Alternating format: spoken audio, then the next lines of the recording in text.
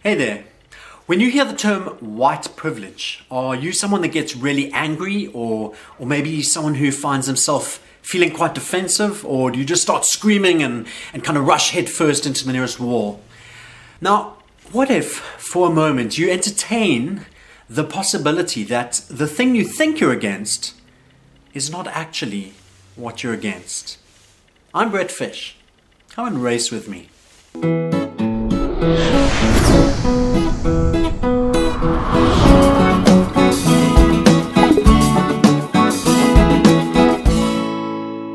So before we even get to defining what white privilege is, or trying to define it, there are actually three other things that I want to look at first. And I think these work with kind of the how of white privilege. How do we move forwards with it? And the first one is recognizing. If I don't recognize that I have white privilege, then this whole conversation ends. And I think for a lot of people that white privilege is actually the starting line for race engagement. It's something that is so crucial that if we don't kind of get to the point of recognizing the white privilege we have, then the rest of the conversations probably aren't going to happen. The second thing is, once you've recognized it, it's so vitally important that we are able to acknowledge it. I need to acknowledge, yes, I have white privilege. There are certain advantages that I've gotten purely by the fact that I was born white. And I think for a lot of people of color, this is quite an important thing because they are used to white people getting really defensive, often getting angry, often distracting or diverting.